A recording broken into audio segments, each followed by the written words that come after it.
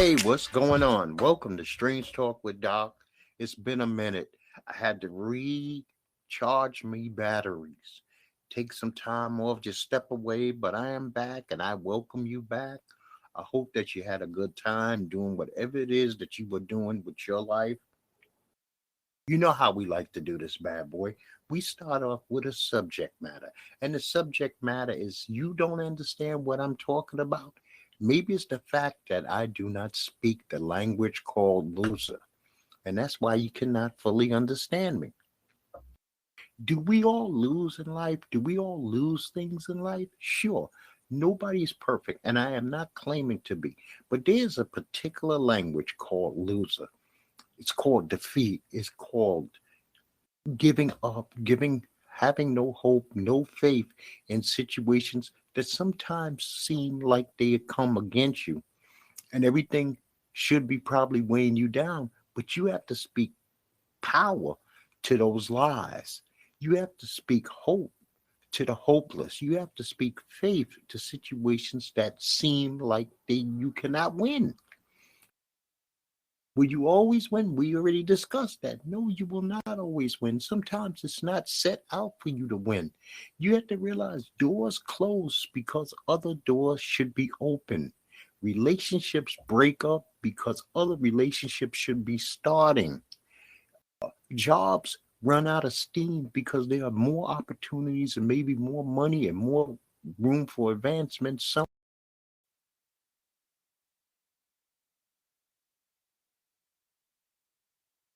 own minds and our own hearts. And I don't do that. Will never get Strange Talk with Doc. Do I preach Shangri-La? No, I don't preach at all. But I don't talk Shangri-La. I talk realism. And realism is also the opportunity and chance for you to succeed. You can win in situations that seem hopeless. Nobody ever heard of a comeback? There are things called comebacks. There are ways to strengthen yourself, ways to educate yourself, ways to pull your own bootstraps up, tie those boots, and start kicking ass with them. But so many people, they come up against any kind of roadblock and they automatically go to, I can't, I won't. It won't happen for me. They're looking for luck. They're looking for a miracle. The miracle lies within you.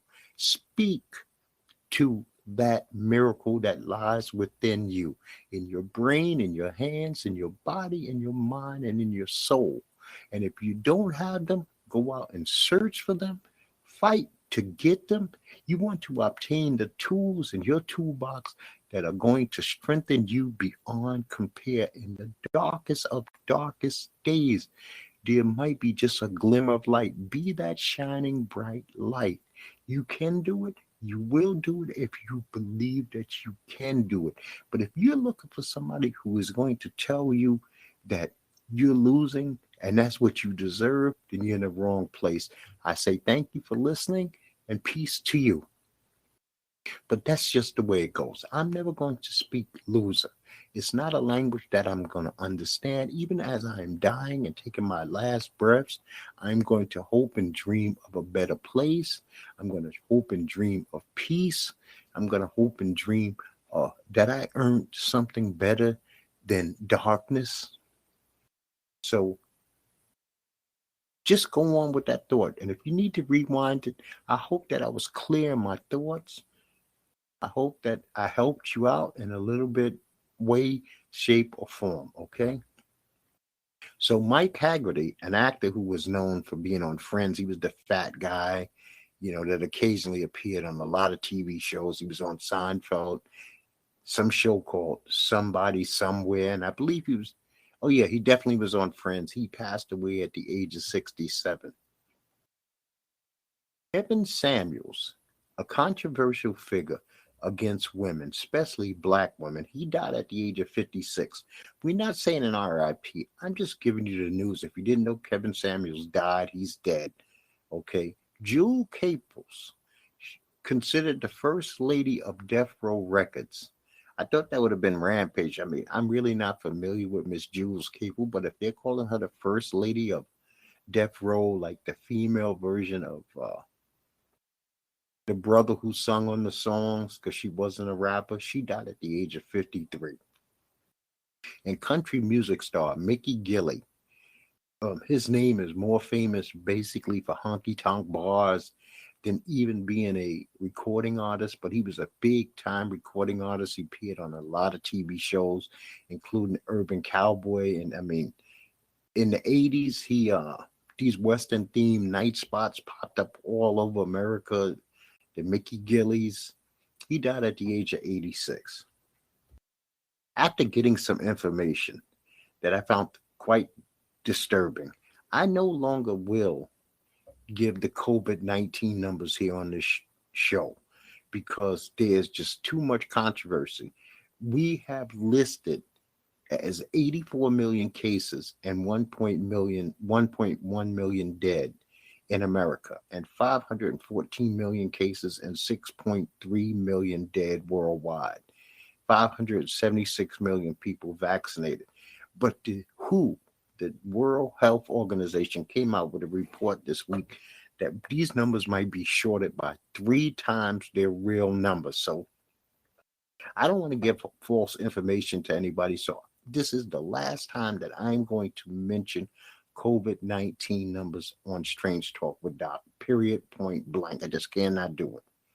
So a judge that's overseeing the Derek Chauvin civil rights case accepted his plea deal, and he's going to be sentenced to 20 to 25 years in prison. This dude has been trying to get his prison sentence moved to a federal penitentiary, which is obviously easier time to do than state penitentiary. He's been trying to manipulate this since he pleaded, since he was found guilty. And I'm hoping, sometimes your hopes and your dreams don't add up to reality. We discussed that earlier.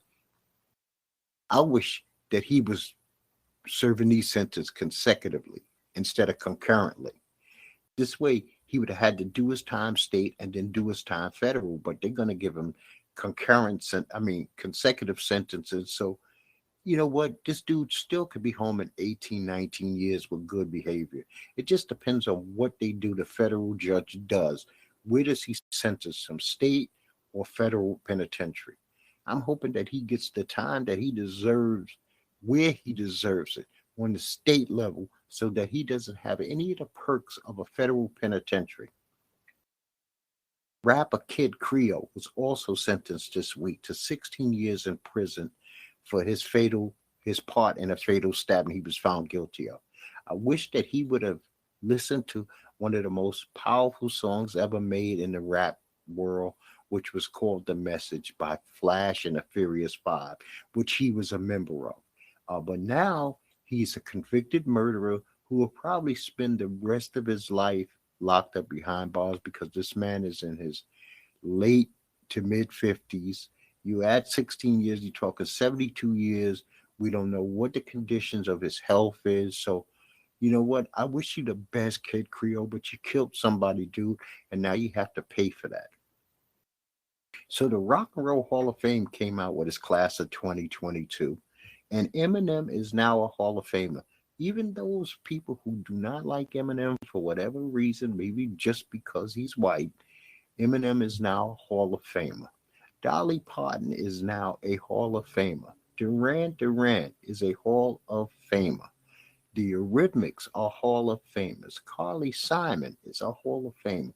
Lionel Richie with his pop-ass shit, even though I loved him as the Commodores, I really wasn't a big fan of him as Lionel Richie, the pop artist, but he's a Hall of Famer.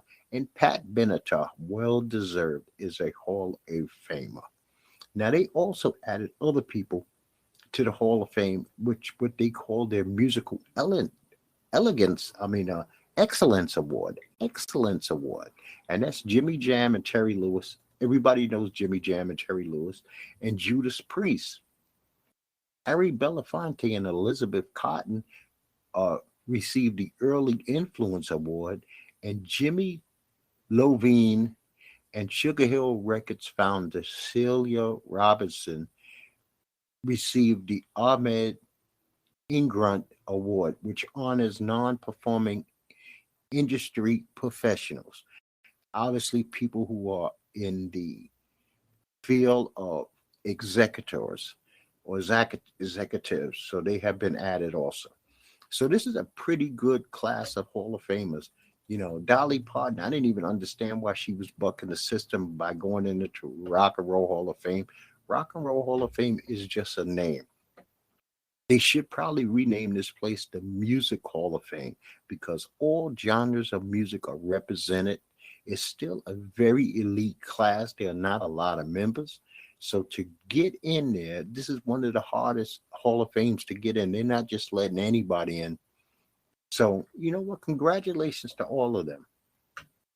I started watching this program. It's a HBO program called We Run This City. It's about cops in Baltimore, a group of we in New York would call them jump out boys. These cops are dirty cops. This happened not too long ago, like in 2017.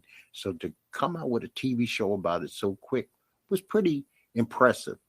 And you will recognize a lot of the faces that are in this series. A lot of people from The Wire are in this series. It's a good program. I think I'm up to episode 2. I can't wait to see episode 3. For those of you who are fans, The Ultimate Fighter returned last week.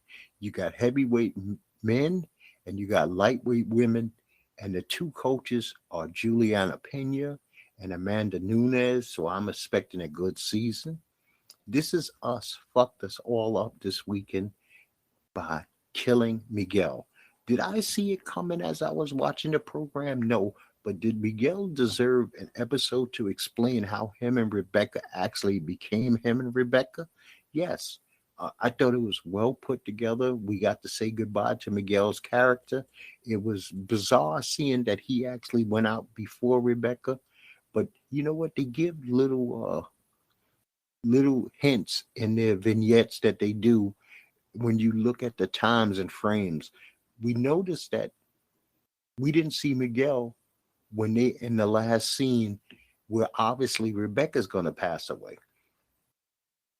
We also didn't see Randall's wife when he greeted his daughters, which I found to be a little bizarre. He greeted all of his daughters. He came out to greet them, but he wasn't there with his wife, which we now have to figure out what happened to her. There's only 3 more episodes left.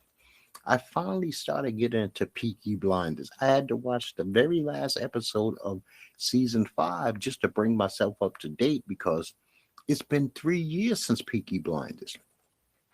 Right now, Tommy Shelby is clean and sober. I mean, he's really throwing that down people's throats that he doesn't drink. But his brother Arthur is basically a heroin addict. And that's kind of sad to see him go out like that. So I got like 3 more episodes. Peaky Blinders keeps it quick. 6 episodes, they end, they're out, and they move on. So I'm going to finish that up before next week's show, and I'll give you a full recap of how I thought this last finale season went. I also watched SNL.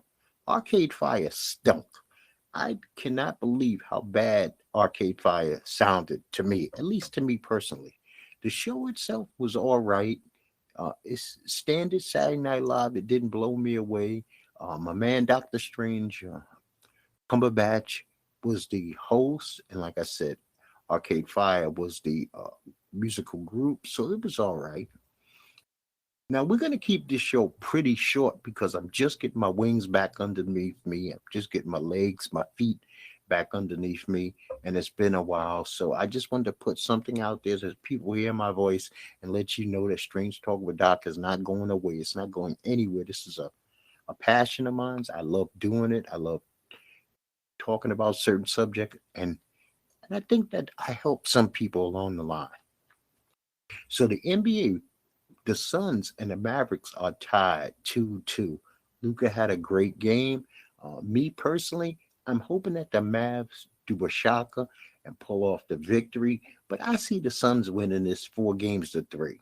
The Bucks are up 2-1 over the Celtics. I got the Bucks winning this series at 6. The Warriors are up 2-1 over the Grizzlies. Ja Morant might have a little bit of an ankle thing going on. The Warriors have been playing tough. I mean, these are both very good defensive teams. I got The Grizzlies actually win in the 7, so I'm not going to turn my back on that. This is what I picked before the series started, and I'm sticking with it. And we also have the Heat and the 76ers tied 2 games apiece. I'm going to go with the Heat to win this series. I don't know about Embiid and Harding. Harding had a bounce back game. I don't know if he's going to continue doing this. I don't points, so I'm going with that.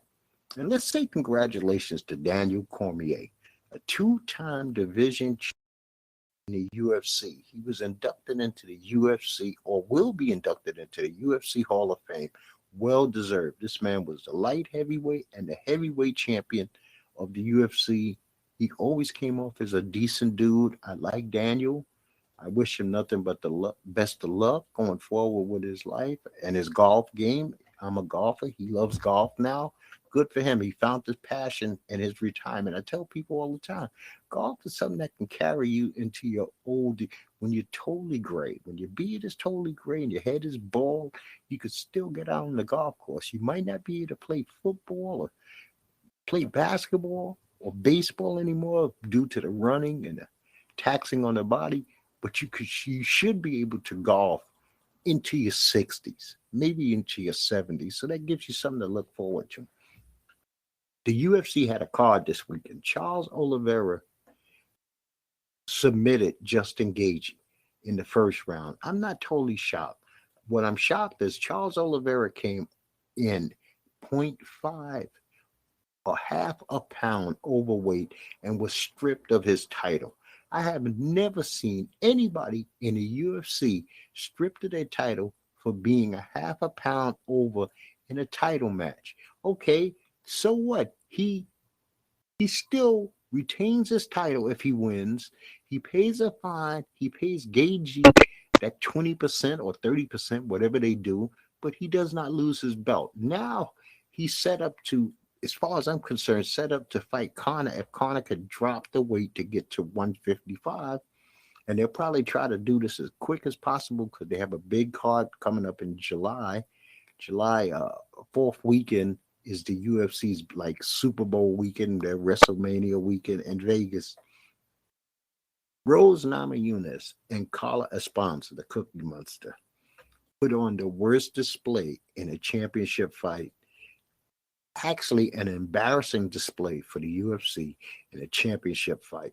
We are talking 5 rounds, which is 25 minutes, and a grand total of 68 punches landed. They didn't really kick. There was not a lot of shooting or takedowns. This was a bore fest. The people in Arizona could have actually booed them out of the building worse than they did. I don't understand. Neither one of them wanted to engage. We know that that's Carla's style, but Rose is an aggressive person. At least she's been fighting aggressive over the last couple of fights. And for her to just sit back and talk about this was strategic, it was stupid. I'm ashamed that I had to sit through that. Every single person who stuck through that 25 minutes was the loser, including Rose and Carla. If there was some way that they didn't have to actually give the belt to anybody by just calling this some kind of technical draw, they should have did it and made them do this over again at another time where they both promised to engage each other. Michael Chandler did an up kick to Tony Ferguson that was brutal. And to see the brutality of this upkick, you must see this in a still picture. In a still picture, you will see the distortion in Tony Ferguson's face. I hope that Tony's head and brain and jaw are fine today because that was one hell of a kick. Donald Cerrone was supposed to fight Joe Lazon, but this bout was canceled. Neither one of them at the weigh-in looked like they were invested. I think I'm calling bullshit on this fight too. It seemed like they were just, Donald Cerrone was there to hype some shitty cowboy movie that he's in with Gina Carano, which they hyped over and over and over again during the course of the night on some station that nobody watches. Is some MAGA Trump station. But then out of the blue, Donald Cerrone, when was the last time you ever heard of a fighter getting food poisoning the day before a fight? They usually have their own shit pre-packed, sealed away so that they're not eating out, they're not eating or putting anything in their body that they cannot control. These are professionals, and this is how they conduct themselves. So that was a whole between the Charles Oliveira, and let's not forget, 22 of the 30 fighters on this card were 0.5 overweight. 22 of the 30. What is the astronomical odds of that? Next weekend, we have UFC Fight Night. I believe it's all going to be on ESPN. We got former champ Jan Valkovich fighting Alexander Rocky. Ryan Spahn is fighting Ion Kubala. Caitlin Kudigan is fighting Amanda Ribas. Verna Androba is fighting Angela Hill. And Michael Johnson is fighting Alan Patrick. So hopefully that's a good card. And I want to congratulate my Yankees for turning around, man. I'm a huge Yankee fan. I'm hoping my Yankees can maintain. They just came off 11-game winning streak, and then yesterday they split a doubleheader. They won the first one, and then they lost the second one because there was massive rains. Matter of fact, we had some rains here that were like hurricane-style rains, blacked us out for hours. It was a pain in the ass, no lights.